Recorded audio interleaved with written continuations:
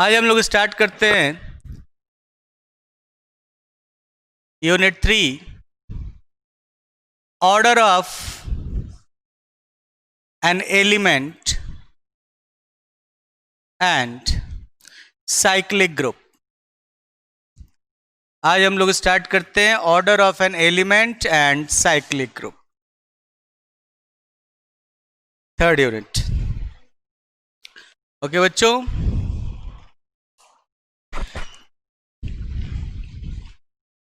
क्या होता है order of an element?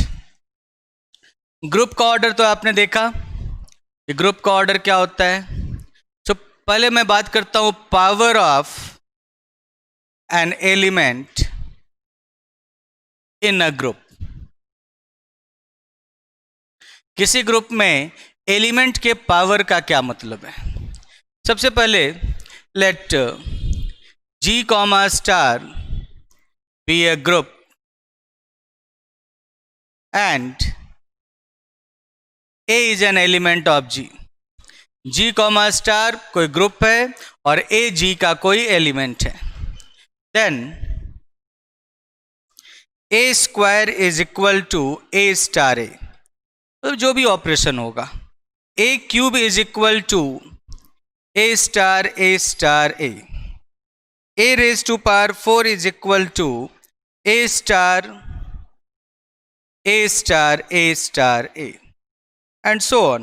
A raised to power n is equal to A star dot dot dot star A n times A को multiply किया, and A raised to power 1 का मतलब तो A ही होता है। A raised to power 1 का मतलब A square means A star A cube means A star A। ऐसे जो भी ऑपरेशन होगा उस ऑपरेशन को हम लोग अप्लाई करते जाएंगे उसी एलिमेंट पर उतनी बार, ठीक है। अच्छा, दूसरी तरफ अगर A रेज टू पावर 0 कोई भी एलिमेंट है AG का, उसका पावर 0 मतलब आइडेंटिटी होता है। A raise to power 0 equals to identity. A raise to power 0 is defined as identity. फिर आप A raise to power -1, A raise to power -1 का मतलब inverse of A in G। G में A का जो भी इनवर्स होता है वो A रेज टू पावर -1 के बराबर होता है। तो A रेज टू पावर -1 का मतलब inverse of A in G। A raise to power -2 का मतलब A inverse star A inverse. A raise to power -3 का मतलब A inverse star A inverse star A inverse. A raise to power -n का मतलब A inverse star A inverse star dot dot dot star A inverse n times. तो किसी भी element का किसी group में जब हम लोग पावर करते हैं तो पावर का ये डेफिनेशन होता है, पावर का ये मतलब होता है। पावर का मतलब सिंपल मल्टीप्लिकेशन नहीं होता, पावर का मतलब कि उस एलिमेंट का उसी एलिमेंट के साथ जो ऑपरेशन होना है वो ऑपरेशन होता है। ओके बच्चों, पावर का मतलब उस एलिमेंट का उसी एलिमेंट के साथ जो ऑपरेशन होना है वो ऑपरेशन होता है। तो ये हो गया A raise to power -n। Clear है स्टूडेंट्स, समझ गए इसे? फॉर एग्जाम्पल आप कोई सिंपल एग्जाम्पल ले सकते हो।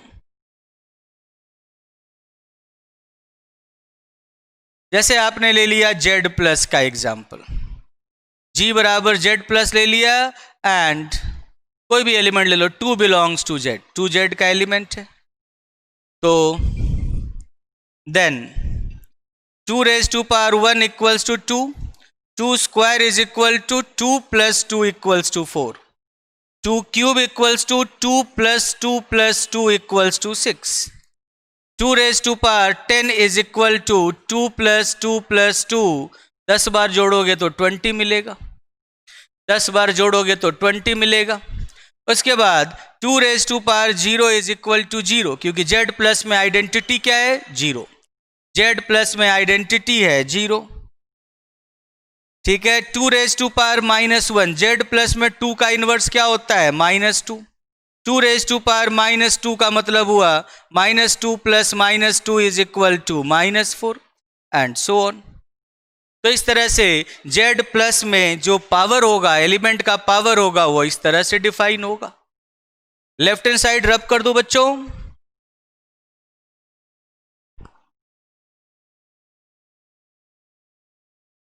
फिर दूसरा एग्जाम्पल देखते हैं। z मैंने g बराबर ले लिया Z10। अब Z10 में ऑपरेशन होता है एडिशन मॉडुलो 10, और मैंने एलिमेंट ले लिया a बराबर, मैंने ले लिया, कौन सा एलिमेंट लूँ मैं, 4 ले लेता हूँ। a बराबर मैंने 4 ले लिया। Now 4 raise to power 0, Z10 में आइडेंटिटी क्या है 0, सो 4 रेज टू पावर 0 बराबर 0। 4 raise to power 1 equals to 4। 4 square का मतलब 4 एडिशन मॉडुलो 10, 4 का मतलब 8। 4 क्यूब का मतलब 4 एडिशन मॉडुलो 10, 4 एडिशन मॉडुलो 10, 4 मतलब 12 हो गया। 12 को 10 से डिवाइड किया, रिमाइंडर 2 मिलेगा। उसी तरीके से 4 रेज टू पावर 10 करोगे तो 4 प्लस 4 प्लस 4 10 टाइम्स जोड़ दोगे और मॉडुलो 10 कर दोगे। तो 40 को 10 से डिवाइड करोगे तो remainder 0। So 4 raise to power 10 equals to 0। ठीक है। 4 raise to power -1, 4 raise to power -1 equals to 6, क्योंकि Z10 में 4 का इनवर्स 6 होता है। सो 4 रेज टू पावर -1 बराबर 6। 4 रेज टू पावर -2 बराबर 6 प्लस 6, 12 को 10 से डिवाइड किया, रिमाइंडर 2। 4 रेज टू पावर -3, 12 को 10 से 12 का वो 8 हो जाएगा, क्योंकि 4 रेज टू पावर 3 2 है, और 2 का इनवर्स क्या होता है 8। 10 - 2 8 एंड सो ऑन। तो इस तरीके से आप देख सकते हो कि किसी भी ग्रुप में किसी भी एलिमेंट के पावर का क्या मीनिंग होता है। पावर जैसे मैंने कहा कि जी में भाई 2 रेज टू पावर 3 है, तो अगर आपने इसे 8 कर दिया तो गलत हो जाएगा। 2 रेज टू पावर 3, अब तो ग्रुप का ऑपरेशन डिसाइड करेगा कि 2 रेज टू पावर 3 क्या होगा। ठीक है, तो इसीलिए 2 रेज टू पावर 3 वो ग्रुप के ऑपरेशन पे डिपेंड करेगा कि 2 रेज टू पावर 3 का मतलब 2 star 2 star 2, not 2 into 2 into 2। समझ में आई बात। तो ये पावर होता है। पावर में जैसे आप कोई भी और चीजें देख सकते हो कि भाई a raise to power m plus n is equal to a raise to power m star a raise to power n होता है। ठीक है, जो भी ऑपरेशन है जी का वो होता है अप्लाई। मल्टीप्लीकेशन नॉर्मल मल्टीप्लीकेशन नहीं होता। a raise to power m raise to power n का मतलब a raise to power mn, क्योंकि m और n इंटीजर है तो इसलिए mn में नॉर्मल मल्टीप्लीकेशन होगा, which is equal to a raise to power n raise to power m। a inverse raise to power n is equal to a raise to power minus n is equal to a raise to power n का inverse. This is equal to a raise to power n का inverse. तो a inverse का power n कहो या a raise to power n का inverse कहो, एक ही बात है। क्यों? क्योंकि a raise to power n का इनवर्स का मतलब हुआ a स्टार a का इनवर्स, और आप जानते हो कि ए बी का इनवर्स होता है B inverse A inverse, but यहाँ पर तो सब तो सेम ही है, तो आप ऑर्डर भी रिवर्स करोगे तब भी आपको सेम ही सा दिखेगा, which is equal to A inverse raise to power n।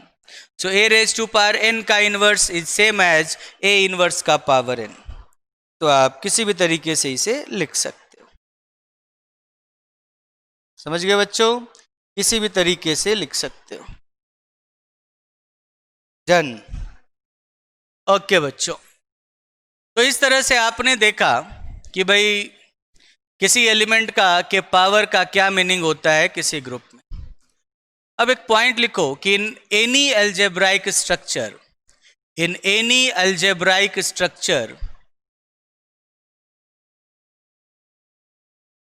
S comma star,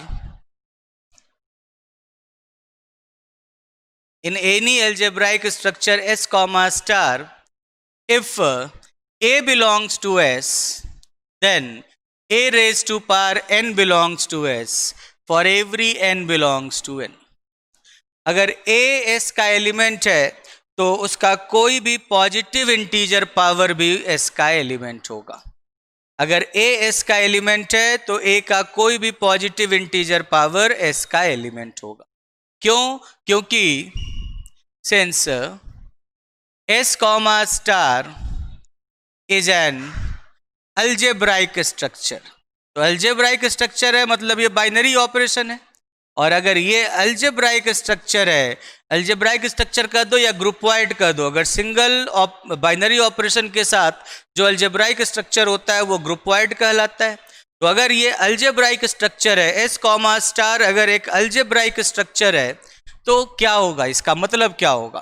तो इसका मतलब ये बाइनरी ऑपरेशन होगा। और अगर ये बाइनरी ऑपरेशन है तो इसलिए so for every A comma B belongs to S, A star B belongs to S.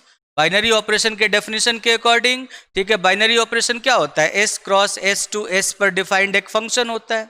तो एस क्रॉस एस का कोई भी एलिमेंट लोगे ordered pair A comma B, उसका इमेज भी एस में ही होगा।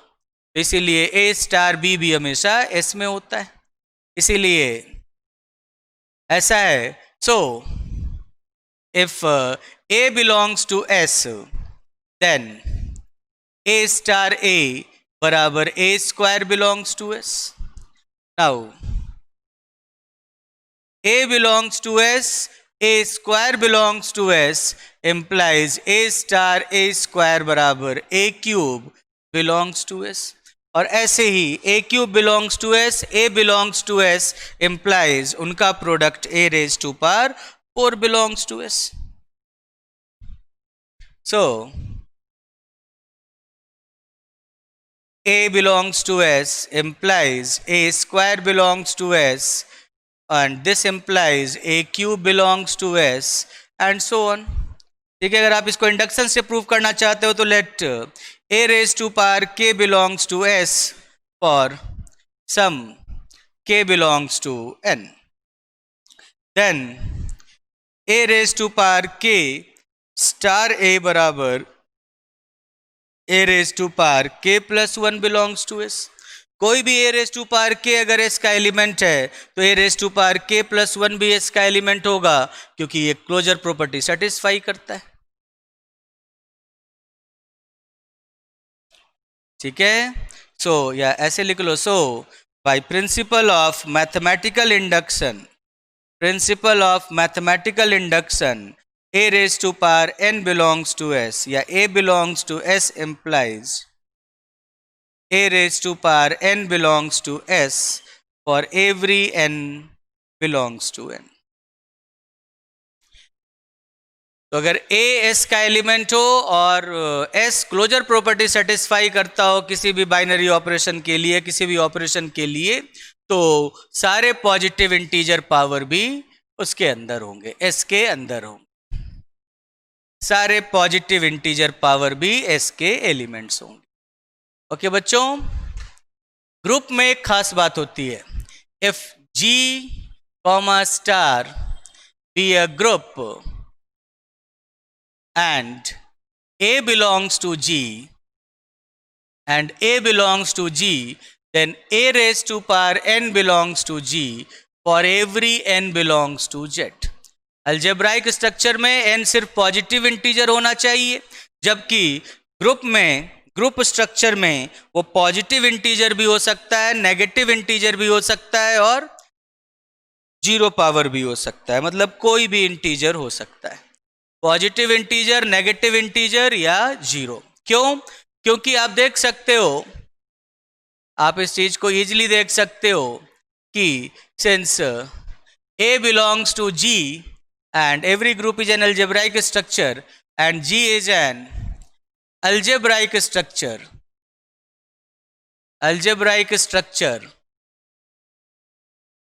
so A raised to power n belongs to G for every n belongs to n।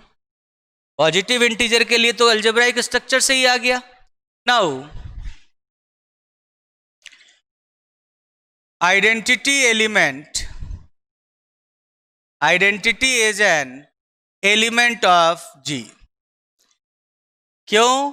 क्योंकि G ग्रुप है तो third property existence of identity को सेटिस्फाई करेगा, और so identity is an element of G, so E बराबर a raise to power 0 belongs to G। a raise to power 0 ही तो identity होता है, तो a का पावर 0 भी G के अंदर आ गया। And since G is a group, तो चौथी प्रॉपर्टी एग्जिस्टेंस ऑफ इनवर्स को भी सेटिस्फाई करेगा।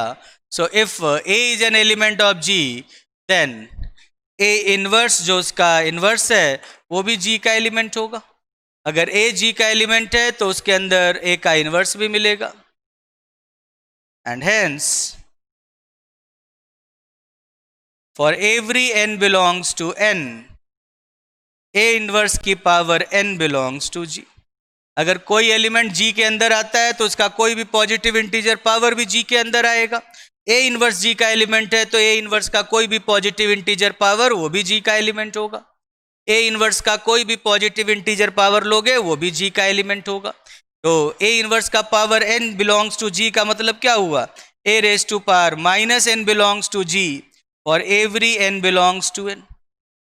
This implies a raised to power m belongs to G for every m belongs to z minus m बराबर मैंने मान लिया माइनस n। तो अगर माइनस n, अगर n पॉजिटिव इंटीजर है तो माइनस n नेगेटिव इंटीजर होगा। तो इसीलिए अगर a G का एलिमेंट है तो a का कोई भी नेगेटिव इंटीजर पावर भी G का एलिमेंट होगा।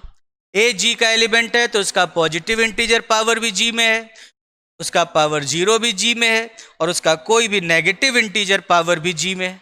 तो और क्या चाहिए? पॉजिटिव इंटीजर पावर 0 और नेगेटिव इंटीजर पावर तीनों G में है। तो इसका मतलब आप कंक्लूड कर सकते हो कि therefore A belongs to G implies A raised to power n belongs to G for every n belongs to Z। Group में अगर एक एलिमेंट आ जाए तो उसके सारे इंटीजर पावर्स भी उसमें आ जाते हैं, उसके सारे इंटीजर पावर्स भी ग्रुप में आ जाते हैं। समझ गए बच्चों? अगर एक सिंगल एलिमेंट ग्रुप में आएगा तो उसके सारे इंटीजर पावर्स भी ग्रुप में आएंगे, चाहे वो पॉजिटिव इंटीजर हो, नेगेटिव इंटीजर हो, जीरो हो। हाँ, ये अलग बात है कि पॉजिटिव इंटीजर सिर्फ है तो वो अलजेब्राइक स्ट्रक्चर में पॉजिटिव इंटीजर पावर हमेशा आ जाएगा। अलजेब्राइक स्ट्रक्चर के अंदर नेगेटिव इंटीजर या पावर 0 के आने के लिए, पावर 0 के आने के लिए आपको मोनोएड तक वेट करना पड़ेगा और नेगेटिव इंटीजर पावर को आने के लिए आपको ग्रुप तक वेट करना पड़ेगा, तभी ये आ पाएगा। राइट हैंड साइड रब कर दूं? राइट हैंड साइड मिटा दूं बच्चों? अब जो आपने ये देख लिया कि भाई A अगर G का एलिमेंट होगा, if A is an element of G, group G, then angular bracket के अंदर A लिखते हैं। एंगुलर ब्रैकेट के अंदर A जब लिखते हैं इसको कैसे डिफाइन करते हैं? A raised to power n where n belongs to A raised to power n। अगर A G का एलिमेंट है तो A के सारे इंटीजर पावर्स भी G के एलिमेंट्स होते हैं, where n belongs to Z। तो अगर A G का एलिमेंट है तो A के सारे इंटीजर पावर कौन कौन से हो गए? आइडेंटिटी हो गया, A हो गया, A इनवर्स हो गया, A स्क्वायर हो गया, A रेज टू पावर -2 हो गया, A क्यूब हो गया, A रेज टू पावर -3 हो गया, एंड सो ऑन। ये जो एंगुलर ब्रैकेट ऑफ A हो गया वो ऐसे डिफाइन होता है और इसके सारे एलिमेंट, ये सारे एलिमेंट G के एलिमेंट हैं। सो क्लियरली देख सकते हो कि angular bracket of A is always a subset of G। A से जनरेट, इसको हम लोग क्या नाम देते हैं? This set is called the set, angular bracket of A is called the set of elements, the set of elements of G which are generated by A, which are generated by A। A से generated G के जो elements हैं वो angular bracket of A में आते हैं। उनको वो कौन से एलिमेंट्स होते हैं? A के इंटीजर पावर्स में आने वाले एलिमेंट्स। ए के इंटीजर पावर्स में आने वाले एलिमेंट्स।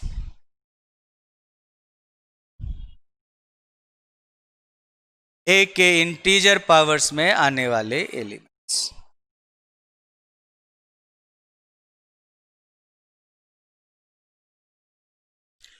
आइए बात समझ में। This set angular bracket of A is called this set of elements of G which are generated by A से जनरेट होने वाले इस सेट के जो भी एलिमेंट्स हैं, इस ग्रुप के जो भी एलिमेंट्स हैं, वो एंगुलर ब्रैकेट ऑफ ए में आएंगे।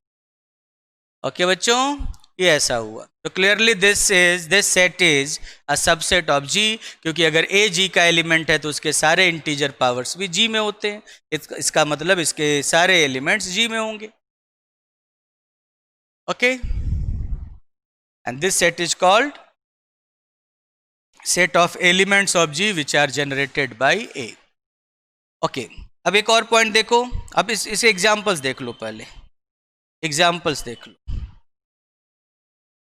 मान लो आपने g बराबर लिया Z10, g बराबर आपने लिया Z10, या g बराबर पहले आप Z10 मत लो, g बराबर आप पहले Z ले लो, और Z में आपने एक एलिमेंट लिया 2, तो इससे जनरेटेड क्या होगा? 2 raise to power n where n belongs to Z। But operation कौन सा होता है Z में? एडिशन का। इसीलिए इसके एलिमेंट्स कौन से हो जाएंगे? आइडेंटिटी Z की क्या है? 0। उसके बाद A क्या है? 2। फिर 2 का इन्वर्स, Z में 2 का इन्वर्स क्या होता है? -2। देन A स्क्वायर मतलब 2 + 2 4। A रेज टू पावर -2 का मतलब 4 का इन्वर्स -4।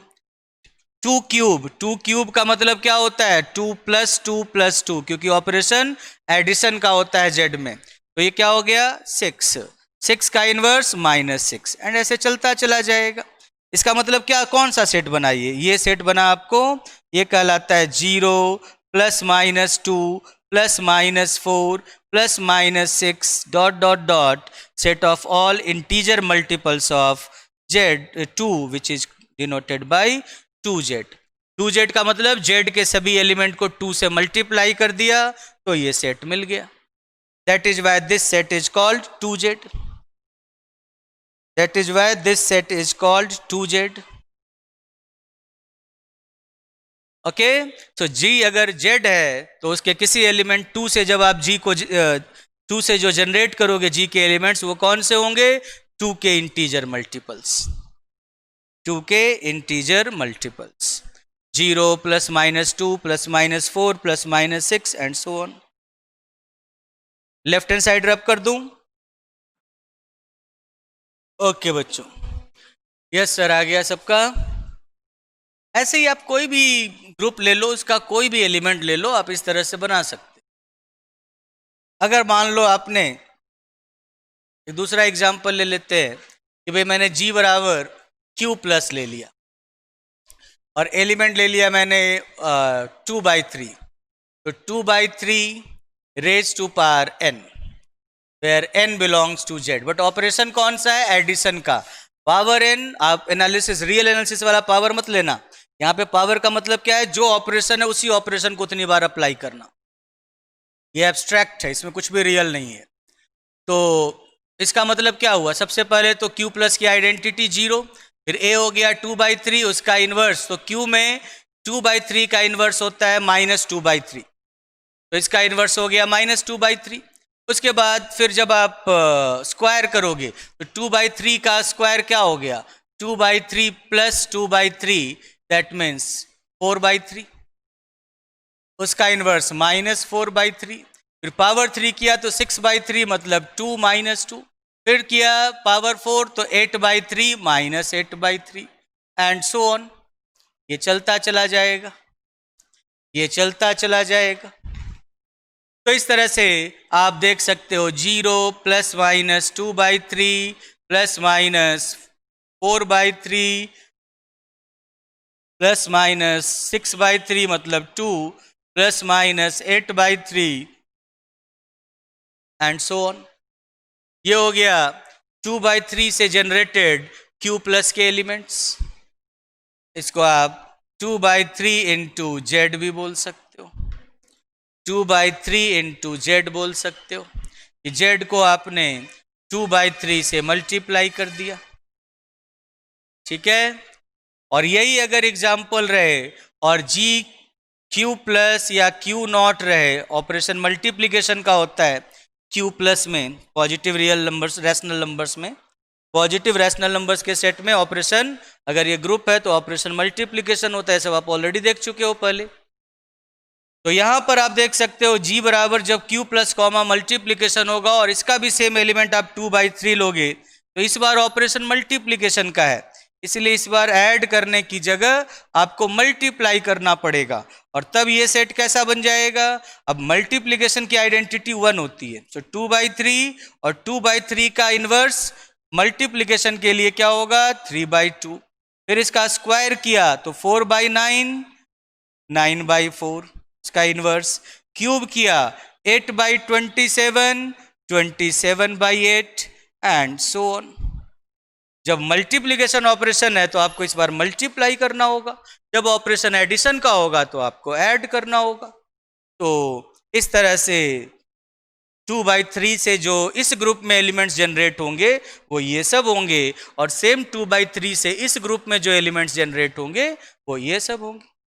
आइए बात समझ में, ये एलिमेंट्स एक ग्रुप में कौन कौन से एलिमेंट जनरेट होते हैं, किसी एक एलिमेंट से ग्रुप में कौन कौन से एलिमेंट्स जनरेट होते हैं।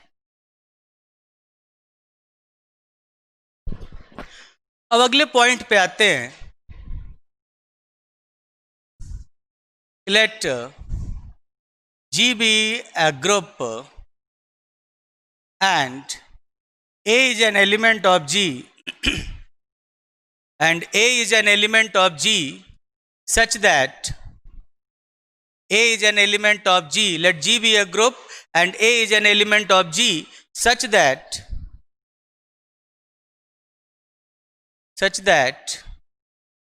there exists a smallest positive integer n. There exists a smallest positive integer n such that a raised to power n is equal to identity. Then order of angular bracket of A is equal to n. तो इस set में n ही elements होंगे and angular bracket of A is equal to E A square A cube dot dot dot A raised to power n minus 1।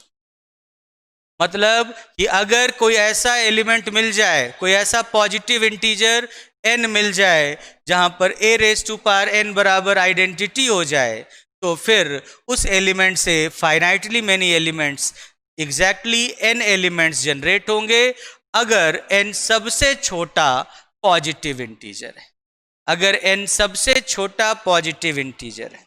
Smallest का मतलब क्या हुआ, sense आप देख सकते हो बड़ी आसानी से कि भाई n is the smallest positive integer. Since n is the smallest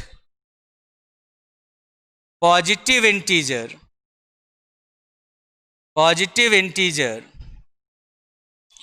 such that a raised to power n बराबर e. So for every k lies between a and 1 and n, a raised to power k is not equal to e.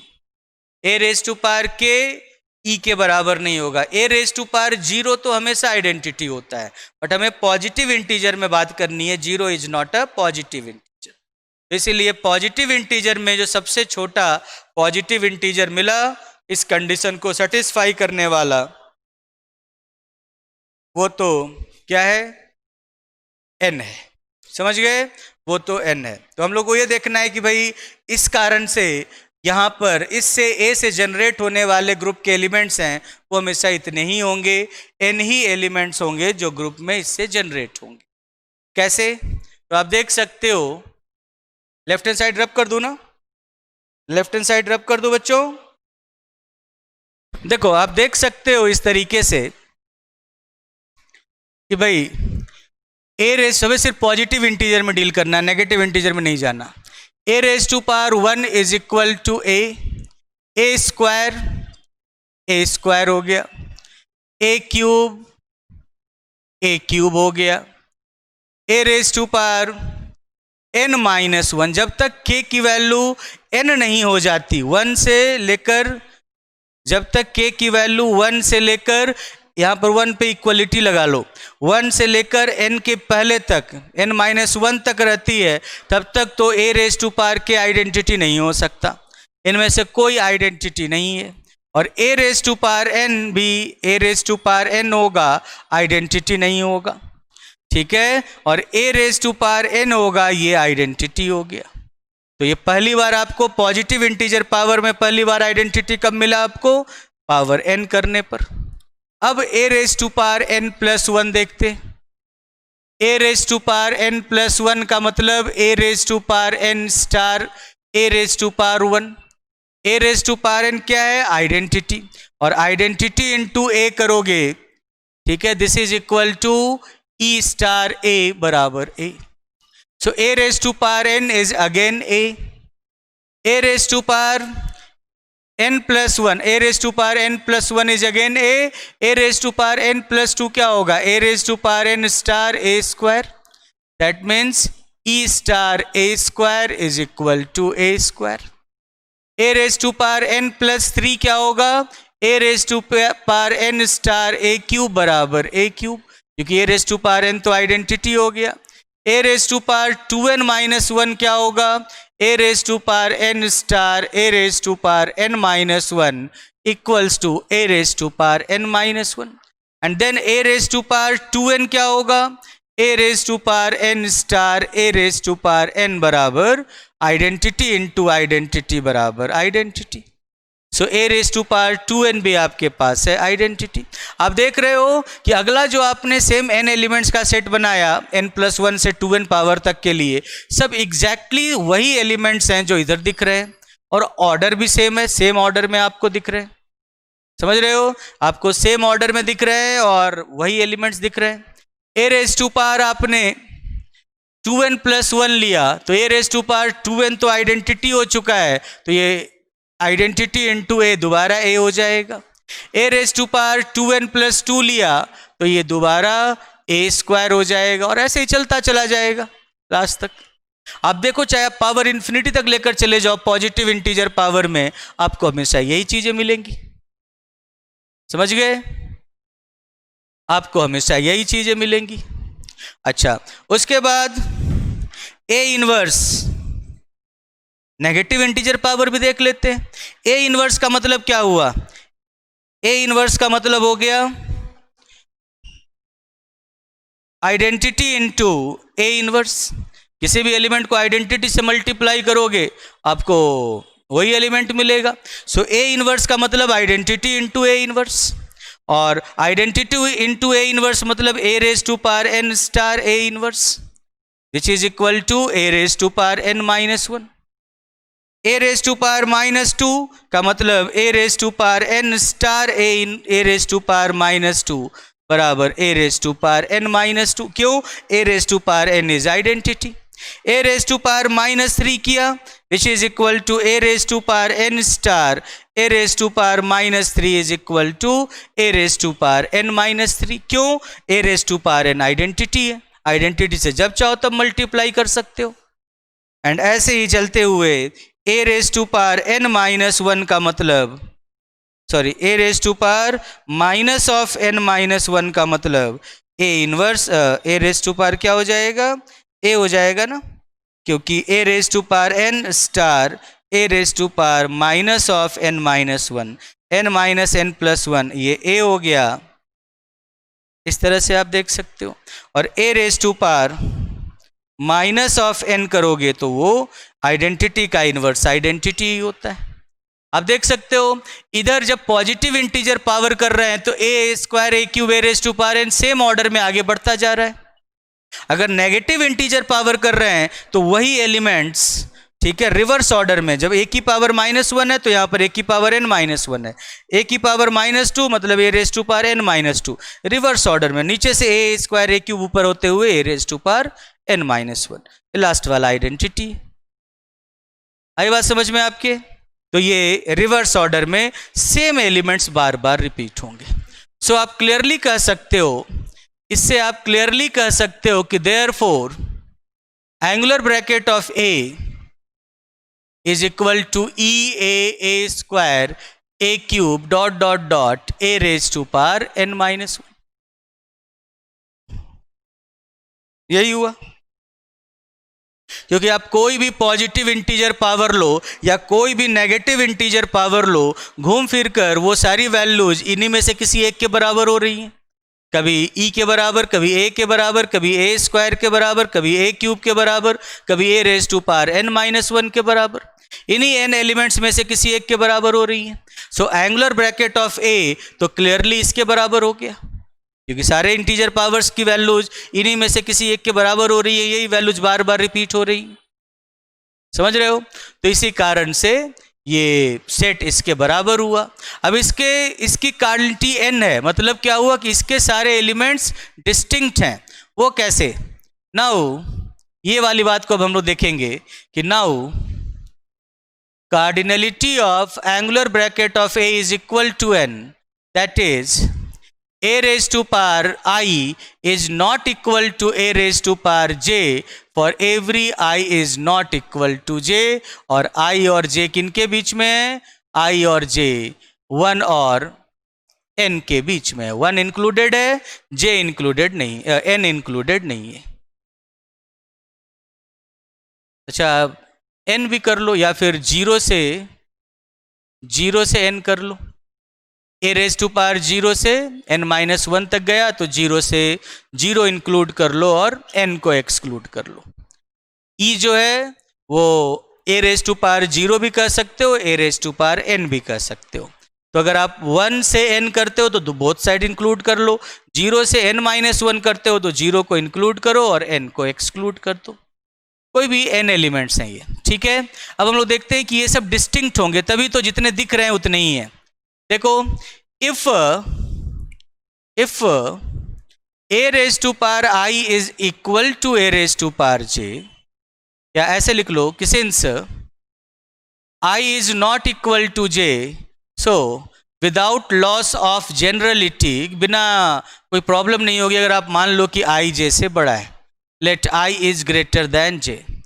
ठीक है, मतलब कहने का मतलब है कि जो भी बड़ा होगा उसे मैं I बोल दूंगा, जो भी छोटा होगा उसे मैं j बोल दूंगा, without loss of generality. Generality इसमें लॉस ही नहीं हुई, ये कोई स्पेशल केस है ही नहीं।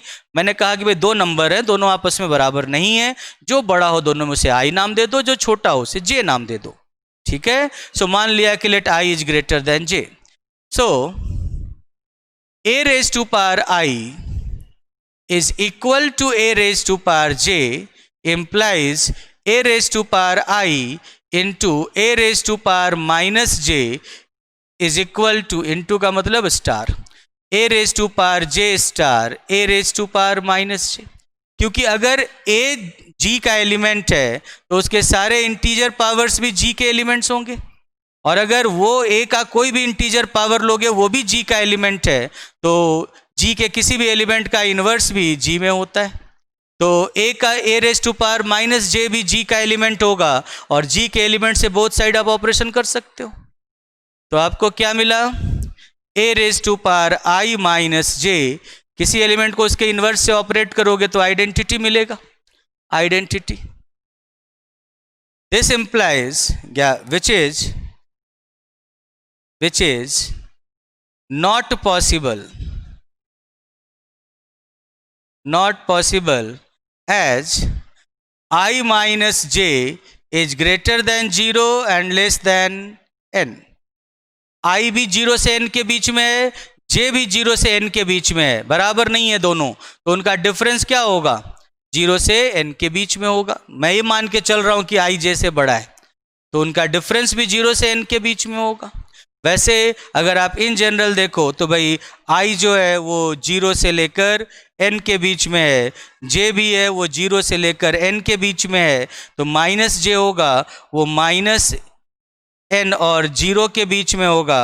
अब इन दोनों को ऐड कर दो तो i माइनस j जो होगा 0 माइनस n और 0 इधर n है और इधर 0 है तो n प्लस 0 n के बीच में होगा, ये ऐसा होगा। अब सिंस i माइनस जे क्या है, पॉजिटिव है, i j से बड़ा है तो i माइनस जे पॉजिटिव है, तो since i minus J is positive तो इसीलिए ये 0 से n के बीच में होगा, ऐसे समझ सकते हो आप इसे। तो ये 0 से n के बीच में होगा, i माइनस जे 0 और n के बीच में है और आपको पता है एंड i माइनस जे 0 और n के बीच में है and n is the smallest positive integer such that a raise to power n बराबर आइडेंटिटी। n सबसे छोटा पॉजिटिव इंटीजर है जिसके लिए a की पावर n बराबर आइडेंटिटी है, तो इसका मतलब कि उससे पहले उससे छोटे पावर पे, उससे छोटे पॉजिटिव इंटीजर पावर पे ये आइडेंटिटी कैसे बना, पॉसिबल ही नहीं है। n से पहले कि किसी पॉजिटिव इंटीजर पावर पे ये आइडेंटिटी हो ही नहीं सकता है, तो ये कैसे आइडेंटिटी बना जबकि ये n से छोटा है, पॉजिटिव इंटीजर है और n से छोटा है, तो ये पॉसिबल नहीं हो पाया। इसीलिए कभी भी जब i और j इक्वल नहीं होंगे तो a raise to power i और a raise to power j भी डिस्टिंक्ट होंगे। So i is not equal to j implies a raise to power i is not equal to a raise to power j, और इसीलिए अगर ये सारे power वाले expressions भी डिस्टिंक्ट हैं, इसीलिए इसकी कार्डिनलिटी उतनी ही है जितनी दिख रही है। इसमें से कोई भी दो एलिमेंट्स इक्वल नहीं हो सकते, इनमें से कोई भी दो एलिमेंट्स इक्वल नहीं हो सकते, जितनी है पावर उतनी ही है। समझ गए? मिटा दो बच्चों। तो इसी तरह आपने देखा कि भाई एलिमेंट में, किसी एलिमेंट से ग्रुप में कितने एलिमेंट जनरेट होते हैं ये इस चीज़ पर डिपेंड करता है कि उसके इंटीजर पावर में, पॉजिटिव इंटीजर पावर में पहली बार आइडेंटिटी किस पावर पे आ रही है। पहली बार आइडेंटिटी जिस पावर पे आएगी, ठीक है, उतने ही एलिमेंट्स उस ग्रुप में उस एलिमेंट से जनरेट होंगे। पूरा बोर्ड साफ कर दूं? एक बच्चे ने कहा कार्डिनलिटी रिपीट करना सर।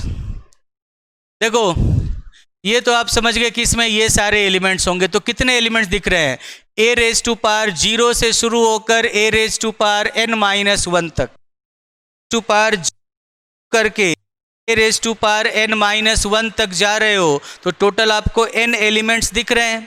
मतलब इस सेट में n से ज़्यादा एलिमेंट्स तो नहीं हो सकते क्योंकि दिख ही n रहे हैं, बट n से कम तो हो सकते हैं। हो सकता है कि a स्क्वायर और a क्यूब बराबर निकल जाए, या a स्क्वायर और a की पावर 8 बराबर निकल जाए। अगर ये दोनों इक्वल हो जाएंगे तो सेट में उन्हें एक ही बार लिखेंगे ना, दो बार तो नहीं लिखेंगे, तो उसे हटाना पड़ेगा और फिर कार्डिनलिटी n से कम हो जाएगी। तो ये चेक करने के लिए कि इसकी कार्डिनलिटी एग्जैक्टली n है, मुझे ये दिखाना पड़ेगा कि इसमें जितने एलिमेंट्स दिख रहे हैं सब के सब डिस्टिंक्ट हैं, इनमें से कोई भी दो एलिमेंट इक्वल नहीं है।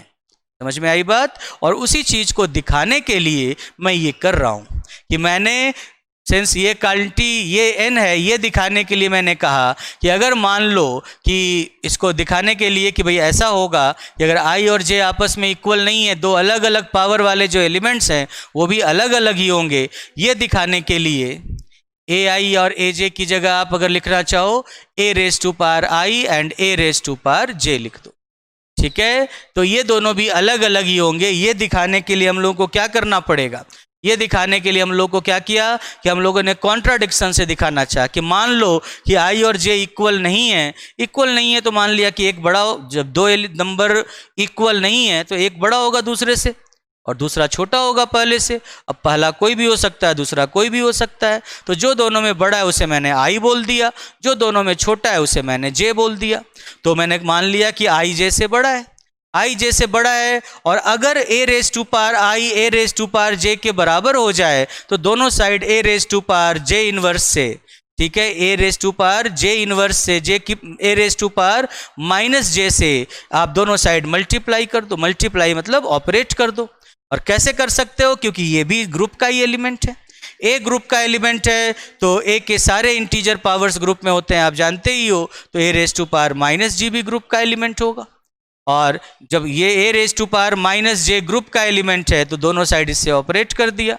लेफ्ट हैंड साइड में A raise to power I minus J आ गया, और राइट हैंड साइड में किसी एलिमेंट का उसके इन्वर्स से ऑपरेशन करोगे तो आइडेंटिटी मिलेगा। आइडेंटिटी आ गया।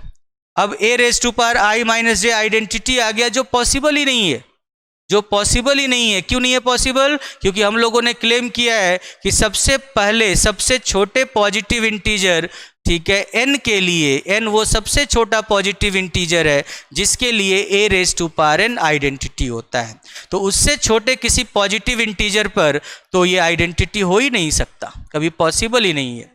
इसी कारण से a raise to power i minus J identity कैसे हो गया? आपने देखा कि भाई i भी 0 से n के बीच में है, j भी 0 से n के बीच में है, तो माइनस जे माइनस n से 0 के बीच में हो जाएगा, इनइक्वलिटी रिवर्स हो गई, ठीक है। और फिर दोनों को ऐड कर दिया तो i minus J minus n और n के बीच में होगा, और माइनस n और n के बीच में होगा, लेकिन i माइनस जे पॉजिटिव है, इस कारण से वो 0 से n के बीच में होगा। अब जो 0 से n के बीच में मतलब n से छोटे किसी पॉजिटिव इंटीजर पावर पर a raise to power that power identity हो ही नहीं सकता, क्योंकि n वो सबसे छोटा पॉजिटिव इंटीजर है जब a raise to power n identity हुआ। इसका मतलब कि ये जो आया है ये कॉन्ट्राडिक्ट कर रहा है हमारे एजम्पशन को कि भाई n सबसे छोटा पॉजिटिव इंटीजर है जिसके लिए a की पावर n आइडेंटिटी है। तो इसी कारण से आप कह सकते हो कि भाई ये चीज़ कभी पॉसिबल नहीं हो सकता। इसका मतलब जो हम लोगों ने माना है कि a raise to power i बराबर a raise to power j, ये कभी पॉसिबल नहीं हो सकता। इसीलिए जब कभी भी i और j इक्वल नहीं होंगे, a raise to power i और a raise to power j भी इक्वल नहीं होंगे। और इसीलिए अगर ये सब के सब डिस्टिंक्ट हैं तो इसकी कार्डिनलिटी n ही होगी। तो इस तरह से आपने देखा कि जब तक पॉजिटिव इंटीजर, कोई ऐसा पॉजिटिव इंटीजर मिल जाए, कोई ऐसा पॉजिटिव इंटीजर n मिल जाए जिसके लिए a raise to power n बराबर आइडेंटिटी होता हो, उनमें जो सबसे छोटा पॉजिटिव इंटीजर इस कंडीशन को सेटिस्फाई करेगा, a से उतने ही एलिमेंट जनरेट होंगे। और अगर ऐसा कोई पॉजिटिव इंटीजर ना मिल पाए, ऐसा कोई पॉजिटिव इंटीजर ना मिल पाए, if there does not exist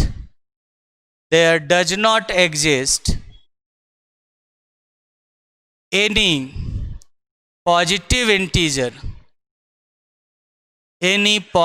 integer n such that a raised to power n बराबर identity, then angular bracket of a का मतलब वही होता है e a inverse a square a raise to power minus 2 dot dot dot, ठीक है। This is an infinite set. तो फिर इसमें इनफाइनाइटली मेनी एलिमेंट्स होते हैं। अगर ऐसा कोई पॉजिटिव इंटीजर n नहीं मिल पाए जो इस कंडीशन को सेटिस्फाई करे, जिसके लिए a raise to power n बराबर आइडेंटिटी मिले, तो फिर a से इनफाइनाइट एलिमेंट्स जनरेट होते हैं। तो a से इनफाइनाइट एलिमेंट्स जनरेट होते हैं, समझ गए? तो a से इनफाइनाइट एलिमेंट्स जनरेट होते हैं। तो ये कॉन्सेप्ट है इनका। अब आप देख सकते हो इसे कि ऑर्डर ऑफ एन एलिमेंट को कैसे डिफाइन करते हैं।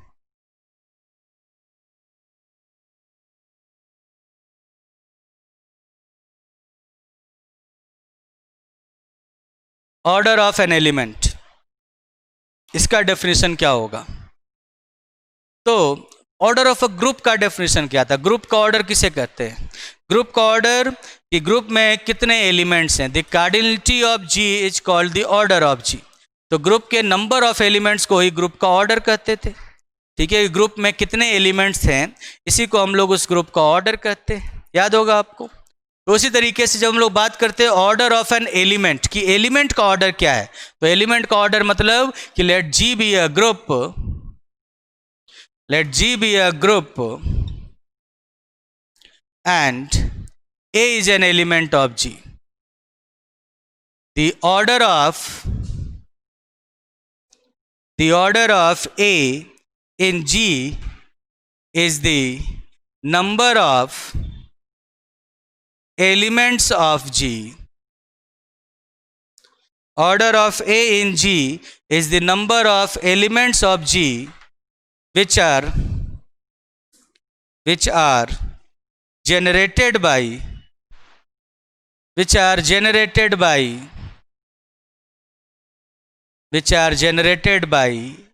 एलिमेंट ए से जितने एलिमेंट जनरेट होते हैं वही। So order of A is equal to cardinality of angular bracket of A. So A का ऑर्डर क्या होगा, ए का order angular bracket of A की कार्डिनलिटी है। ठीक है, ग्रुप का ऑर्डर क्या हुआ, ग्रुप में कितने एलिमेंट्स हैं, उसके किसी एलिमेंट का ऑर्डर क्या हुआ, उस ग्रुप में उस एलिमेंट से जनरेटेड कितने एलिमेंट्स हैं। ठीक है, और एलिमेंट से जनरेटेड कितने एलिमेंट्स हैं मतलब एंगुलर ब्रैकेट ऑफ ए में कितने एलिमेंट्स हैं, एंगुलर ब्रैकेट ऑफ ए में कितने एलिमेंट्स हैं। तो ऑर्डर ऑफ एन एलिमेंट का मतलब होता है कि उस एलिमेंट से उस ग्रुप में कितने एलिमेंट्स जनरेट होते हैं।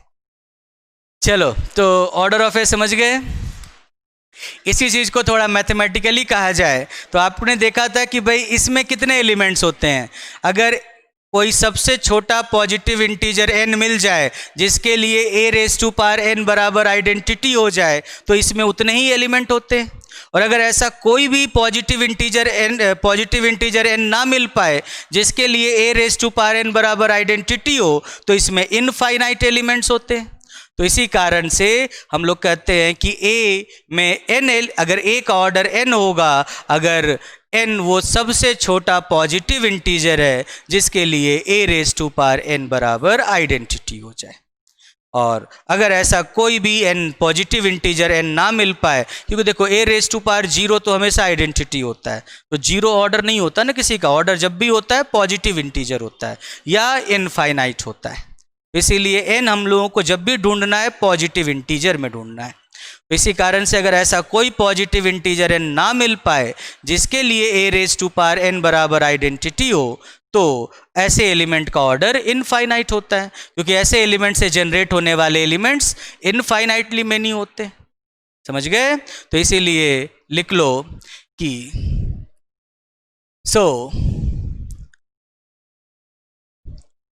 order of A is equal to n if n is the smallest positive integer such that A raised to power n बराबर आइडेंटिटी। स्मॉलेस्ट पॉजिटिव इंटीजर, क्योंकि आपने देखा ना, क्योंकि अगर if a raise to power n बराबर identity है तो a raise to power 2n बराबर भी आइडेंटिटी होगा। देखा था सेकंड कॉलम में भी लास्ट में आइडेंटिटी आया था, a raise to a star into a star के कारण a raise to power 3n बराबर भी आइडेंटिटी होगा। ऐसे चलता चला जाएगा, कोई आइडेंटिटी यूनिक पावर पे थोड़ी मिलेगा। एक बार a raise to power n पर आइडेंटिटी हो गया फिर वही block exactly same block same order में पॉजिटिव इंटीजर पावर में सेम ऑर्डर में बार बार रिपीट होगा, और नेगेटिव इंटीजर पावर करोगे तो रिवर्स ऑर्डर में बार बार रिपीट होगा। तो इसी कारण से ये कोई यूनिक तो होता नहीं है पावर की, इसी पावर पे आइडेंटिटी आएगा, आगे कभी नहीं आएगा। इनफाइनाइटली मेनी पावर मिल जाएंगी अगर एक मिल गया तो। इसीलिए सबसे छोटा smallest positive integer such that a raise to power n equals to identity and if there does not exist any positive integer n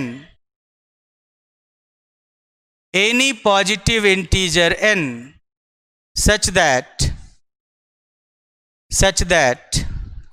a raised to power n equals to identity, then order of a या mod of a is equal to infinite. तो ऐसे element का order infinite होगा. आप ये तो देख ही पाते होगे कि since angular bracket of A is equal to angular bracket of A is equal to a raised to power n where n belongs to Z. Angular bracket of A equals to a raised to power n where n belongs to Z. And इसका मतलब कि A inverse A square a raised to power minus 2 dot dot dot ऐसा चल रहा है. Therefore, and order of A is equal to order of angular bracket of A. Order of A is equal to cardinality of angular bracket of A. Order of A is equal to cardinality of angular bracket of A. अगर ऐसा होता है कि A का order cardinality of angular bracket of A है, तो इसमें आप क्या कह सकते हो, यही है ना. A का ऑर्डर कैसे डिफाइंड है कि भाई एक किसी एलिमेंट A का किसी ग्रुप G में जो ऑर्डर होता है वो उस ग्रुप में उस एलिमेंट से जनरेटेड एलिमेंट्स की काउंटिंग होती है, उनकी संख्या होती है. ठीक है, ऐसा ही है number of elements of G which are generated by element A. तो ऑर्डर ऑफ A बराबर order of angular bracket A, cardinality of angular bracket A. तो अगर ऐसा होता है, so order of an element is always a countable number because this set is angular bracket of A is a countable set. ये countable set होगा तो उसकी cardinality हमेशा एक काउंटेबल नंबर होगी. ये काउंटेबल सेट क्यों होगा, क्योंकि A का पावर आपने इंटीजर लिया है. अब अगर n इंटीजर का सेट कैसा सेट होता है, काउंटेबल सेट होता है. तो अगर मान लो आपने इंटीजर में लिया 0 1 2 3 -1 -2, तो एक एलिमेंट के कॉरिस्पॉन्डिंग एक ही एलिमेंट तो आपको मिलेगा इस सेट में, a square a cube dot dot dot A inverse A की पावर -2. तो डोमेन अगर काउंटेबल सेट है तो जो रेंज होता है वो कभी अनकाउंटेबल हो ही नहीं सकता. वो फाइनाइट हो सकता है, वो काउंटेबली इनफाइनाइट हो सकता है. आपने देखा ना, जैसे ही आपने कहा ऑर्डर ऑफ A बराबर n, तो फिर रेंज तो इसका फाइनाइट सेट हो गया. ठीक है, जैसे ही कोई भी एक पॉजिटिव इंटीजर n ऐसा मिल जाए जिसके लिए a raise to power n बराबर आइडेंटिटी हो जाएगा, तो आपने जो फंक्शन बनाया है f from z to g such that आपने जो फंक्शन बनाया है f from z to g such that f of n बराबर a raise to power n, ये जो फंक्शन होगा इसका रेंज क्या होगा, इस फंक्शन का रेंज जो होगा वो कैसा होगा, इज अ फंक्शन, और इसका रेंज क्या होगा, वो कभी अनकाउंटेबल हो ही नहीं सकता है. रेंज ऑफ f बराबर angular bracket of a, range of f बराबर एंगुलर ब्रैकेट ऑफ a. और अगर डोमेन काउंटेबल सेट है तो रेंज कभी अनकाउंटेबल हो ही नहीं सकता. तो इसका मतलब रेंज भी काउंटेबल होगा. रेंज फाइनाइट सेट होगा जब A का ऑर्डर फाइनाइट होगा. रेंज काउंटेबली इनफाइनाइट सेट होगा जब A का ऑर्डर इनफाइनाइट होगा. बट किसी भी एलिमेंट का ऑर्डर कभी अनकाउंटेबल नंबर C या 2 रेज टू पावर C ऐसा हो ही नहीं सकता. मैक्सिमम क्या होगा, LF नॉट होगा. तो इसीलिए किसी भी एलिमेंट का ऑर्डर कभी भी अनकाउंटेबल नहीं हो सकता. ग्रुप का ऑर्डर अनकाउंटेबल हो सकता है, R ग्रुप है R+, लेकिन एलिमेंट का ऑर्डर कभी भी अनकाउंटेबल नहीं हो सकता. क्यों, एलिमेंट का ऑर्डर मतलब उससे जनरेटेड एलिमेंट्स की संख्या, और एक एलिमेंट से जनरेटेड एलिमेंट्स कैसे होते हैं, एक के इंटीजर पावर में होते हैं. और इंटीजर पावर में जहाँ तक बात हुई तो फिर ये कभी अनकाउंटेबल हो ही नहीं सकता, क्योंकि integer is a countable set. Integer is a countable set. Done sir, yes sir, very good. तो देखो, आप खुद देखो, यहाँ पर कर सकता है नहीं कर सकता है, इजीली देख पाओगे कि भाई आपने एक एग्जांपल मैंने आपको दिखाया ना, लेट g बराबर q प्लस एंड 2/3 आपने एलिमेंट लिया था, तो इसके एलिमेंट कौन कौन से आते थे? इससे जनरेट होने वाले एलिमेंट्स इनफाइनाइट होंगे, काउंटेबली इनफाइनाइट होंगे, ये कभी अनकाउंटेबल सेट हो ही नहीं सकता। तो कौन से एलिमेंट्स होते थे? 0, 2/3, -2/3, 4/3, -4/3, 2, -2 एंड सो ऑन। ऐसे ही बनाया था ना आपने। क्या ये Q के सारे एलिमेंट्स को जनरेट कर देगा? क्या Q के सारे एलिमेंट्स इसमें आ जाएंगे? नहीं आ सकते। दोनों की कार्डिनलिटी सेम है, दोनों काउंटेबली इनफाइनाइट सेट हैं, बट ये इसका प्रॉपर सबसेट है। 1/2 आप लाकर दिखाओ इसके अंदर, 1 लाकर दिखाओ इसके अंदर, ठीक है। ऐसे बहुत सारे रैशनल नंबर्स होंगे जो इसके अंदर नहीं आ पाएंगे।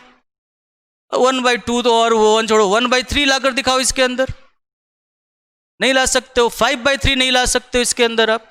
अपॉन 3 वाले ही सारे नहीं आ रहे, तो सारे रैशनल नंबर कहाँ से आएंगे, है ना। तो जरूरी नहीं है कि कोई एलिमेंट है जिसका ऑर्डर इनफाइनाइट है, इस एलिमेंट का ऑर्डर इनफाइनाइट है, लेकिन क्या ये ग्रुप के सारे एलिमेंट को जनरेट कर सकता है? नहीं कर सकता। जबकि वही आप ले लो, 2/3 जो ये एलिमेंट है does not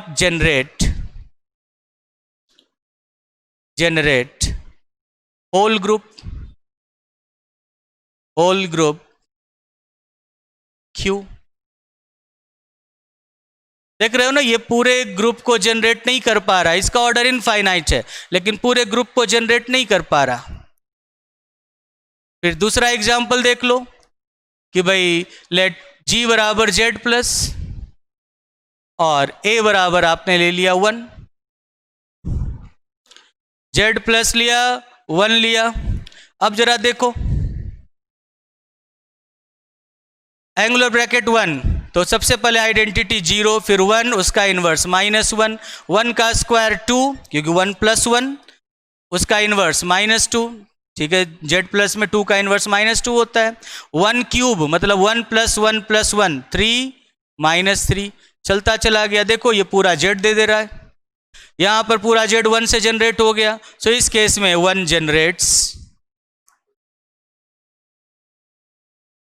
whole group Z। तो आपने देखा कि जरूरी नहीं है कि जिस एलिमेंट का ऑर्डर इनफाइनाइट हो वो पूरे ग्रुप को जनरेट ही कर दे, कर भी सकता है, नहीं भी कर सकता है। समझ गए? आपके क्वेश्चन का आंसर मिल गया बच्चे। आगे बढ़े। ओके, समझ में आया कि क्या होता है ऑर्डर ऑफ एन एलिमेंट। किसी एलिमेंट के ऑर्डर का क्या मतलब होता है, क्या मीनिंग होता है। एलिमेंट का ऑर्डर कभी फाइनाइट हो सकता है, फाइनाइट में भी पॉजिटिव इंटीजर ही होगा, कभी इनफाइनाइट हो सकता है, उसमें भी काउंटेबली इनफाइनाइट ही होगा, ठीक है, कभी भी अनकाउंटेबल नहीं हो सकता।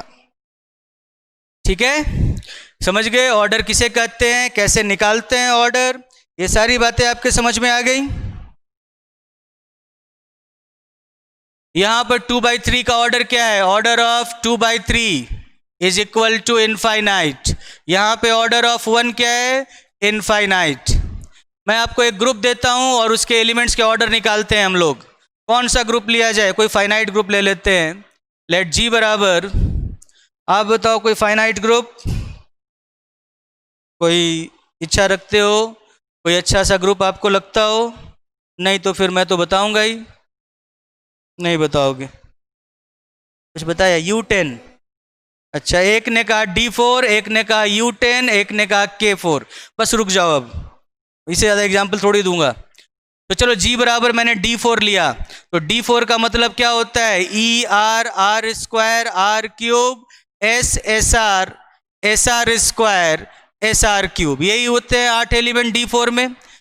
आपको जिस भी एलिमेंट से निकालना है आपको उसके इंटीजर पावर्स लिखते जाने हैं, उनसे जनरेटेड एलिमेंट्स लिखते जाने हैं। तो जाहिर सी बात है कि आपने पहला एलिमेंट लिया आइडेंटिटी, तो आइडेंटिटी से कौन जनरेट होगा, आइडेंटिटी का पावर 1 करते ही आइडेंटिटी आ गया। और जैसे ही जिस पॉजिटिव इंटीजर पावर पे आपको आइडेंटिटी मिल जाए उसके बाद तो रिपीटेशन अलाउड हो जाती है, उसके बाद तो रिपीटेशन स्टार्ट हो जाती है, उसके बाद तो कोई डिस्टिंक्ट एलिमेंट मिलेगा ही नहीं। देखा ना, वो सेम ब्लॉक बार बार रिपीट होता है। तो इसी कारण से आपको तभी तक लिखना है जब तक कि आइडेंटिटी ना मिले, तभी तक आपको पावर करते जाना है जब तक कि आइडेंटिटी ना मिले। आइडेंटिटी जब तक नहीं मिलेगा, जब तक वो n पावर नहीं आएगा तब तक a की पावर i और a की पावर j हमेशा डिस्टिंक्ट होंगे। जब तक आइडेंटिटी पावर नहीं आएगा तब तक तो सारे एलिमेंट डिस्टिंक्ट मिलेंगे। जैसे ही किसी पावर जैसे ही एलिमेंट का कोई पावर आइडेंटिटी के बराबर हो गया, उसके बाद तो सारे एलिमेंट्स बार बार रिपीट होते रहेंगे। सेम सेट है, जो एक ही ब्लॉक है जो बार बार रिपीट होता जाएगा। पॉजिटिव इंटीजर पावर करोगे तो सेम ब्लॉक रिपीट होगा, नेगेटिव इंटीजर पावर करोगे तो सेम ब्लॉक रिपीट होगा, लेकिन रिवर्स ऑर्डर में। आपने देखा अभी सब कुछ। तो नए एलिमेंट की तो बात ही छोड़ दो। इसीलिए इससे कौन कौन से एलिमेंट जनरेट होंगे हम लोग तब तक काउंट करेंगे जब तक कि आइडेंटिटी ना आ जाए। इसमें तो पावर 1 करते ही आइडेंटिटी है, तो आगे कहाँ जाएंगे? यही बार बार रिपीट होता रहेगा। इसीलिए आइडेंटिटी का ऑर्डर ग्रुप में 1 होता है। इसीलिए ग्रुप में आइडेंटिटी का ऑर्डर 1 होता है। फिर आप दूसरे एलिमेंट पे आ जाओ, आर पे। आर से कौन कौन से एलिमेंट जनरेट होते हैं? पहले तो आइडेंटिटी हो गया, या रहने दो, आइडेंटिटी बाद में करेंगे, लास्ट में लिखेंगे। पहले आर की पावर 1 आर हो गया, आर की पावर 2 आर स्क्वायर अलग होता है आर से, आर स्क्वायर अलग अलग होते हैं। आर की पावर 3 ये भी अलग होता है। आर की पावर 4 बराबर आइडेंटिटी। आपको पता है ना, D4 में r⁴ बराबर आइडेंटिटी होता है। और जैसे ही पहली बार आइडेंटिटी आया जिस पावर पे, वही उसका या इसकी जो कार्डिनलिटी है, इसका मतलब ग्रुप में D4 में R का ऑर्डर 4 होगा। 4 एलिमेंट्स है ना इस सेट में, तो इस ग्रुप में R का ऑर्डर 4 होगा। आर स्क्वायर का क्या होगा? आर स्क्वायर, आपने देखा कि पहला एलिमेंट आर स्क्वायर की पावर 1 आर स्क्वायर की पावर 2 मतलब आर की पावर 4 r⁴ आइडेंटिटी। इसीलिए D4 में आर स्क्वायर का ऑर्डर 2 होता है। इसीलिए D4 में आर स्क्वायर का ऑर्डर 2 होता है, क्योंकि इससे जनरेटेड एलिमेंट्स कितने हैं? 2 हैं। ठीक है, हर एलिमेंट आइडेंटिटी को जनरेट करता है, तो इसीलिए आइडेंटिटी तो आना ही आना है अगर फाइनाइट ऑर्डर का है तो। अगर फाइनाइट ऑर्डर का नहीं है तो उससे आइडेंटिटी जनरेट नहीं होगा पॉजिटिव इंटीजर पावर में। फिर तो पावर 0 करोगे तब तो जनरेट होगा ही। एनीथिंग रेज टू पावर 0 तो आइडेंटिटी होता ही है, और पावर आप कोई भी इंटीजर रख सकते हो, तो आइडेंटिटी तो हर एलिमेंट से जनरेट होगा। लेकिन इनफाइनाइट ऑर्डर का एलिमेंट हुआ तो उसके पॉजिटिव इंटीजर पावर में आइडेंटिटी कभी नहीं आएगा। ओके, उसके बाद आर क्यूब पे आ जाओ। अब तो आप समझ ही गए कैसे करना है।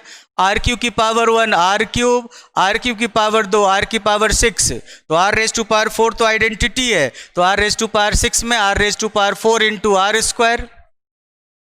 आर क्यूब की पावर 3 आर की पावर 9, तो आर की पावर 8 तो आइडेंटिटी बन के हटा, तो आर रह गया। और आर क्यूब की पावर 4 r⁴ आर क्यूब की पावर 4 बराबर r⁴ बराबर r⁴ की पावर 3 आइडेंटिटी का क्यूब बराबर आइडेंटिटी। तो इसका पावर 4 करने पर आइडेंटिटी हो गया। देयरफॉर आर का ऑर्डर क्या हो गया इस ग्रुप में? 4। Sorry, order of r cube is equal to 4। उसके बाद फोर्थ तो हो गया ना, फोर्थ तो यही था। फिफ्थ एलिमेंट एस के बारे में आप जानते हो कि भाई एस का स्क्वायर करते ही एस स्क्वायर बराबर आइडेंटिटी होता है, इसीलिए ऑर्डर ऑफ एस बराबर 2। उसके बाद एस आर का भी स्क्वायर करने पर आइडेंटिटी होता है।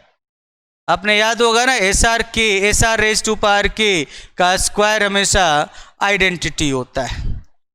ठीक है, क्यों होता है? एस इंटू r⁴ के, सब कर रखा है हम लोगों ने, इंटू एस इंटू r⁴ के। तो इसको करोगे इंटरचेंज, तो एस इंटू r⁴ माइनस के इंटू r⁴ के। एस स्क्वायर आइडेंटिटी, r⁴ के इंटू r⁴ के आइडेंटिटी बराबर आइडेंटिटी। तो कोई भी रिफ्लेक्शन होता है वो सेल्फ इन्वर्स होता है, उसका स्क्वायर करने पर आइडेंटिटी होता है। इसीलिए हर सेल्फ इन्वर्स एलिमेंट का ऑर्डर 2 होगा या 1 होगा। तो यहाँ पर हर रिफ्लेक्शन का ऑर्डर 2 होता है, हर रिफ्लेक्शन का ऑर्डर यहाँ पर 2 होगा। एस आर स्क्वायर किया तो आइडेंटिटी, इसीलिए एस आर स्क्वायर का order 2। S R cube square किया आइडेंटिटी, तो इसीलिए एस आर क्यूब का ऑर्डर 2।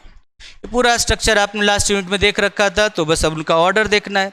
अब मैंने आपसे कहा ही था कि फर्स्ट यूनिट में जो आपने ग्रुप में आपने जो कुछ पढ़ा है, जितने भी स्टैंडर्ड ग्रुप्स पढ़े हैं, उनको हम लोग बार बार हर कॉन्सेप्ट में यूज करेंगे। जब ऑर्डर ऑफ एलिमेंट की बात आएगी यहाँ यूज किया, जहाँ कहीं भी सब ग्रुप की बात आएगी वहाँ यूज करेंगे, कहीं पर भी जब कभी भी आगे जो भी कॉन्सेप्ट आएगा हम लोग सब कुछ यूज करते जाएंगे।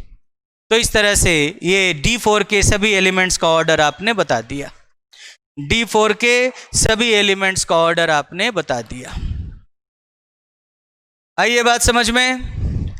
उसके बाद एक बच्चे ने कहा था U10, U10 के एलिमेंट्स कौन से हैं बच्चों? 1 3 7 9। U10 में ये 4 एलिमेंट्स होते हैं, ऑपरेशन होता है मल्टीप्लिकेशन मॉडुलो 10। तो 1 का ऑर्डर क्या होगा? 1 आइडेंटिटी है, 1 रेज टू पावर 1, पावर 1 करते ही आइडेंटिटी आ गया, तो आगे जाने की जरूरत ही नहीं है, इसीलिए 1 का ऑर्डर 1 है। फिर 3 का ऑर्डर क्या होगा? तो 3 रेज टू पावर 1 3 है, 3 का स्क्वायर, यहाँ तो मल्टीप्लिकेशन मॉडुलो 10 होता है, तो 3 का स्क्वायर 9 हो गया। 3 का क्यूब 27 होता है, बट 27 मॉडुलो 10 करोगे तो आपको 7 मिलेगा। याद है ना, मॉडुलो 10 का मतलब क्या है कि भाई जो भी मल्टीप्लाई करने के बाद रिजल्ट मिले उसे 10 से डिवाइड करके रिमाइंडर लिखना है, वही वैल्यू होती है। ठीक है, तो इसीलिए यहाँ पर 7 हो गया। और फिर 3 रेज टू पावर 4 81 को 10 से डिवाइड करोगे तो रिमाइंडर क्या मिलेगा? 1। आइडेंटिटी 1 मिल गया आपको पावर 4 करने पर। ठीक है, तो इससे यही 4 एलिमेंट जनरेट हो पाए, इसीलिए 3 का ऑर्डर हो गया 4। 3 का ऑर्डर हो गया 4। 3 का ऑर्डर हो गया 4। लेफ्ट हैंड साइड रब कर दूं बच्चों? लेफ्ट हैंड साइड रब कर दूं? फिर उठा लो 7 को, तो 7 से जनरेट एलिमेंट कौन कौन से होंगे? 7 रेज टू पावर 1 7 का स्क्वायर 49 को 10 से डिवाइड किया, रिमाइंडर 9। 7 का क्यूब मतलब स्क्वायर से 9 मिला, तो 9 इंटू 7 63 को 10 से डिवाइड करोगे 3। 7 का क्यूब हुआ 3, और फिर इसको 7 से मल्टीप्लाई किया तो 21 को 10 से डिवाइड करोगे, रिमाइंडर 1 आइडेंटिटी है, इसीलिए 7 का ऑर्डर भी 4 होगा। फिर जब आपको 9 का ऑर्डर निकालना होगा तो 9 के से कौन कौन से एलिमेंट जनरेट होंगे ग्रुप के? तो 9 की पावर 1 9 का स्क्वायर 81 को 10 से डिवाइड करोगे, रिमाइंडर 1, स्क्वायर करते ही आइडेंटिटी आ गया, इसीलिए इसमें 2 एलिमेंट रह पाए, सो 9 का ऑर्डर हो गया 2। So order of 9 is equal to 2। आइए बात समझ में बच्चों। एक और एग्जाम्पल देख लेते हैं, K4 में जो एलिमेंट्स होते हैं 4 E A B C, जिसमें मैंने क्या बताया था कि इसके सारे एलिमेंट सेल्फ इनवर्स होते हैं। मतलब हर एलिमेंट सेल्फ इनवर्स का मतलब अपना इनवर्स वो खुद होते हैं, अपना इनवर्स वो खुद होते हैं। तो इसीलिए आइडेंटिटी का पावर 1 करते ही आइडेंटिटी है, तो इसीलिए आइडेंटिटी का ऑर्डर 1 होगा। फिर आपने A का ऑर्डर निकालना है, तो A का ऑर्डर निकालने के लिए A रेज टू पावर 1 बराबर A का स्क्वायर। अब A का square is equal to identity, क्यों? क्योंकि A is equal to A inverse है, दोनों तरफ A से मल्टीप्लाई कर दो तो A स्क्वायर बराबर आइडेंटिटी। दोनों तरफ A से प्री मल्टीप्लाई कर दो या पोस्ट मल्टीप्लाई कर दो तो A स्क्वायर बराबर identity.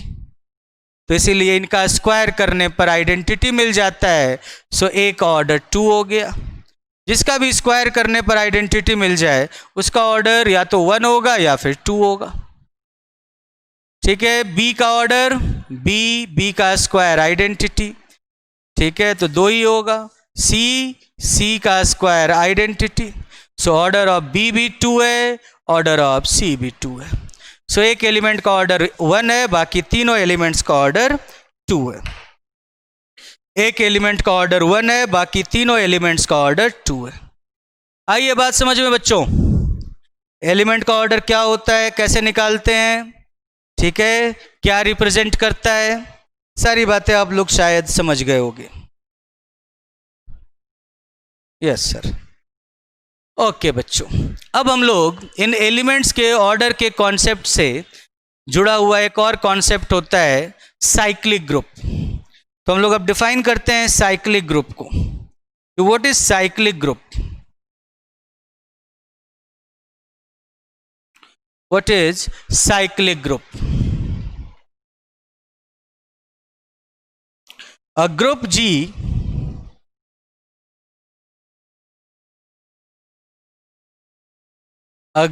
G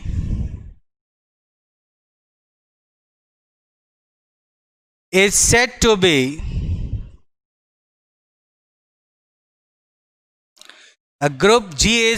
be cyclic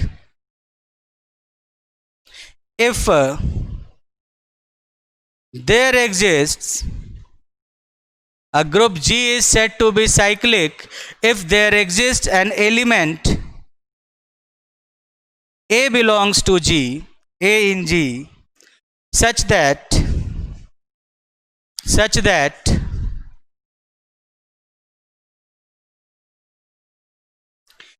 every element of G can be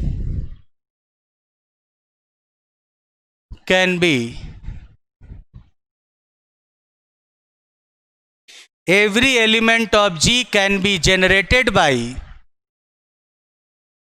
that element A. Group के सभी एलिमेंट को वो एलिमेंट जनरेट कर दे।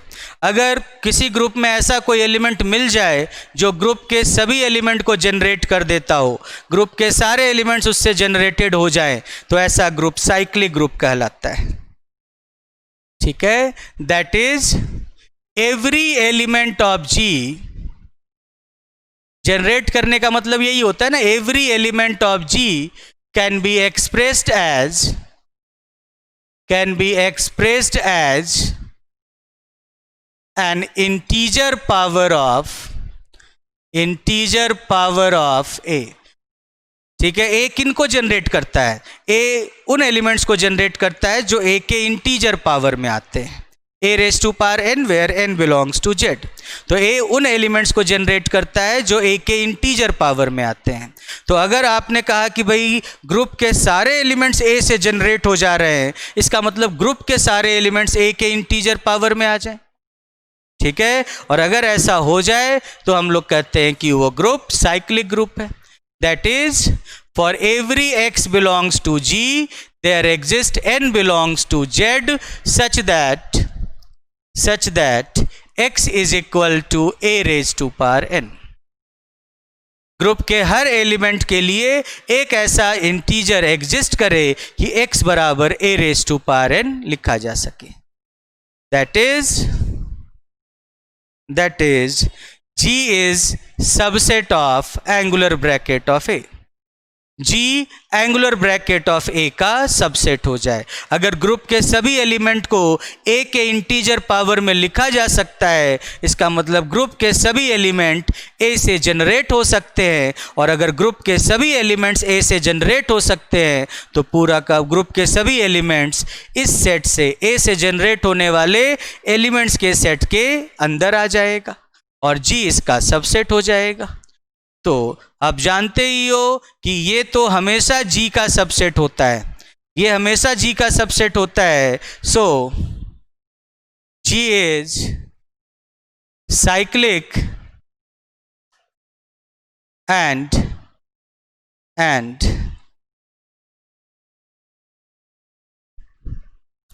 या साइक्लिक नहीं, ऐसे लिख लो। सो ये हमेशा इसका एलिमेंट होता है। So G is equal to angular bracket of A। तो G जब साइक्लिक कब कहलाएगा? जब G is equal to angular bracket of A हो जाए। This element A is called a generator of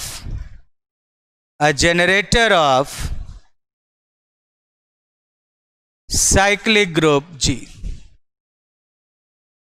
generator of cyclic group G। इस element को हम लोग साइक्लिक ग्रुप G का जनरेटर कहते हैं।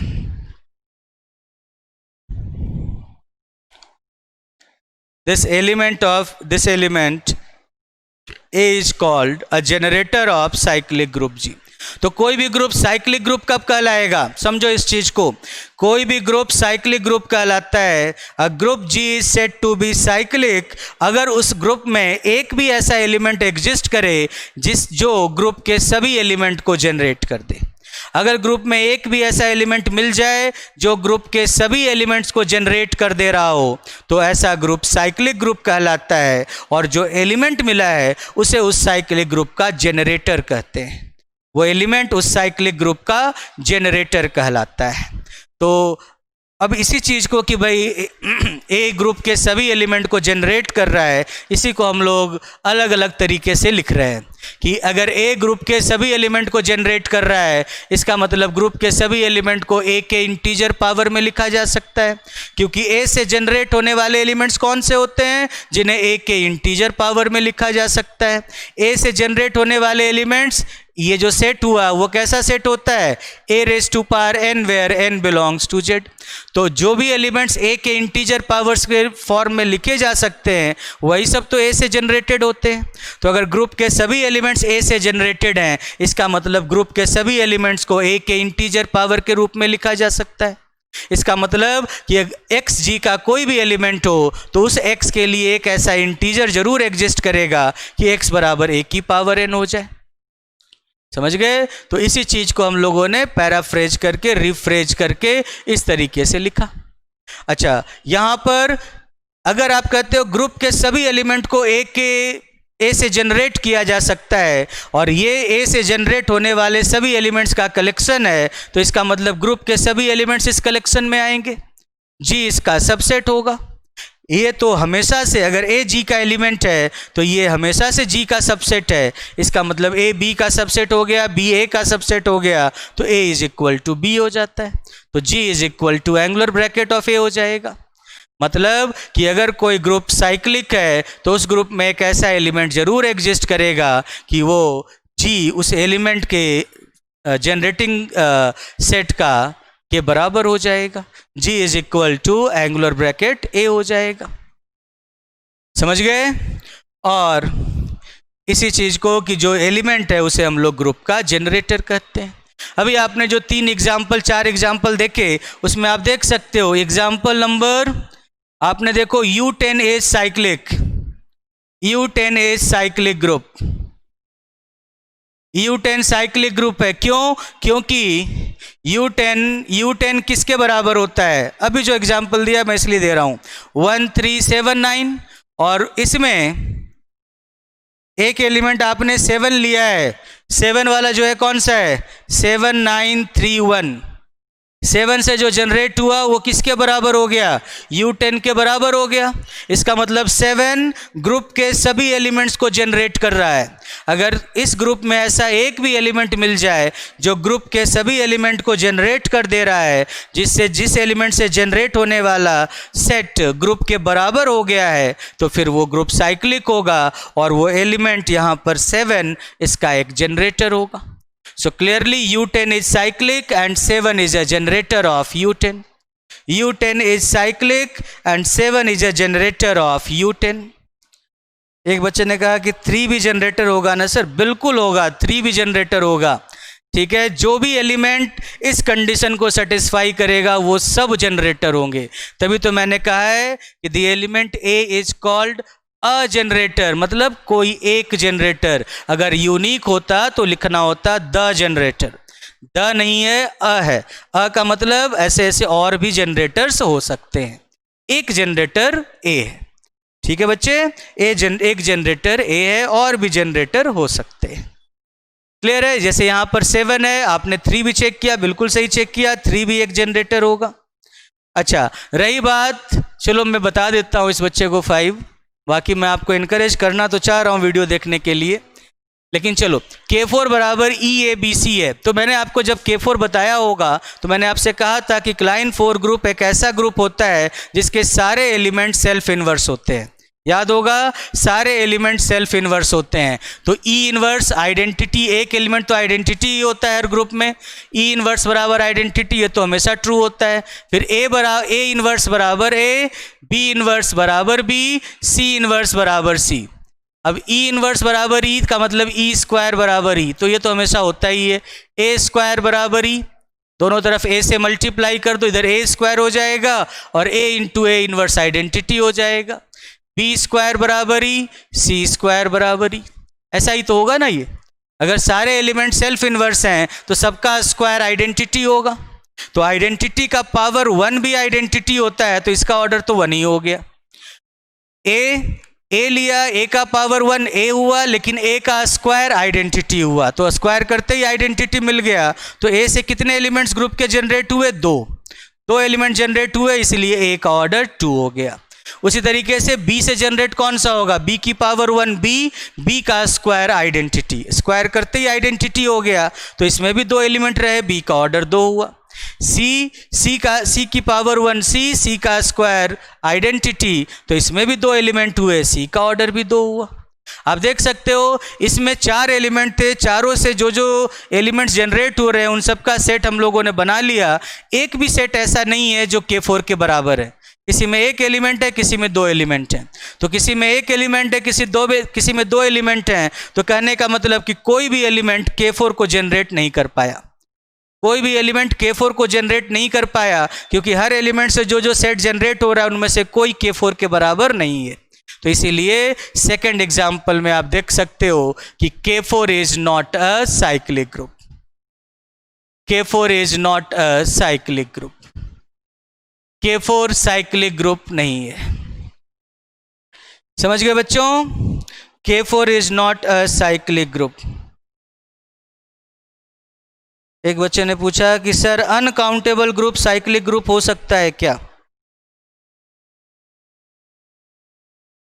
तीसरा पॉइंट लिख लो, एन अनकाउंटेबल ग्रुप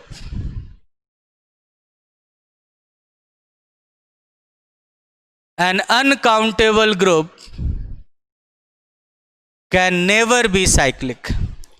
कोई uncountable group can never be cyclic. क्यों? क्योंकि an element of a group G, an element A of a group G can generate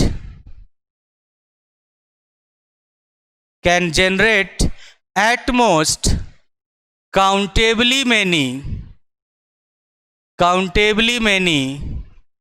elements of G,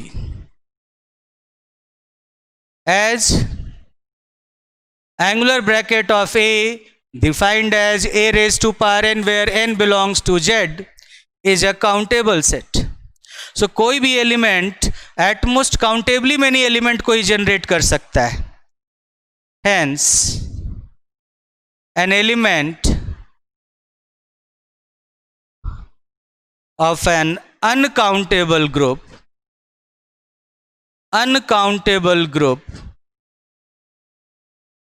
can never generate the group। ठीक है, कभी भी उस group को generate नहीं कर सकता। कोई भी एलिमेंट किसी भी अनकाउंटेबल ग्रुप को जनरेट नहीं कर सकता, क्योंकि ये जो सेट है ये काउंटेबल है और ये जो ग्रुप है वो अनकाउंटेबल है। तो क्या काउंटेबल और अनकाउंटेबल कभी बराबर हो सकते? कभी नहीं हो सकते। तो इसीलिए कोई भी एलिमेंट कभी भी ग्रुप को जनरेट नहीं कर सकता। ठीक है, क्योंकि काउंटेबल सेट कभी भी, कोई भी एलिमेंट कभी भी किसी अनकाउंटेबल ग्रुप को जनरेट नहीं कर सकता। इसीलिए अनकाउंटेबल ग्रुप कभी भी साइक्लिक नहीं हो सकते।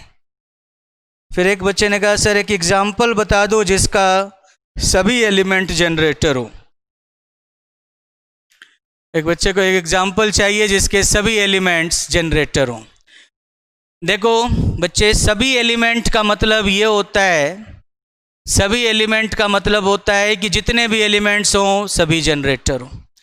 और अगर ये आप देख सकते हो कि अगर सभी एलिमेंट जनरेटर कर रहे हो तो सभी एलिमेंट में एक एलिमेंट आइडेंटिटी आता है। सभी एलिमेंट में ग्रुप में कोई और एलिमेंट हो चाहे ना हो, आइडेंटिटी तो रहना ही रहना है। तो सभी एलिमेंट में एक एलिमेंट आइडेंटिटी आता है, और आइडेंटिटी तभी जनरेटर हो सकता है जब ग्रुप का ऑर्डर 1 है।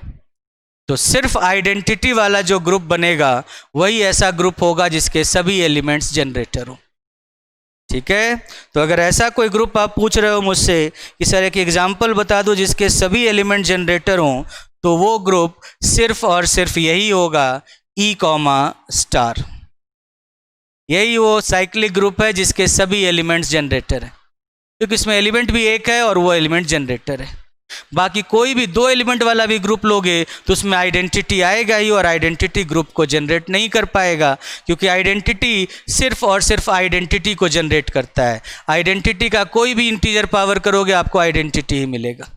इसीलिए अगर ग्रुप में 2 एलिमेंट होंगे तो 2 एलिमेंट भी हो जाएंगे तो आइडेंटिटी उसका जनरेटर नहीं रह जाएगा, इसीलिए सिर्फ यही रहेगा। आइडेंटिटी को छोड़कर अगर देखना हो तो मैं आगे बताऊंगा, बहुत सारे ग्रुप होते हैं। ठीक है, कोई भी जेडपी ले लो, इसमें ये साइक्लिक ग्रुप होता है और आइडेंटिटी को छोड़कर हर एलिमेंट इसका जनरेटर होता है। ठीक है, तो हम लोग डिस्कस करेंगे आगे।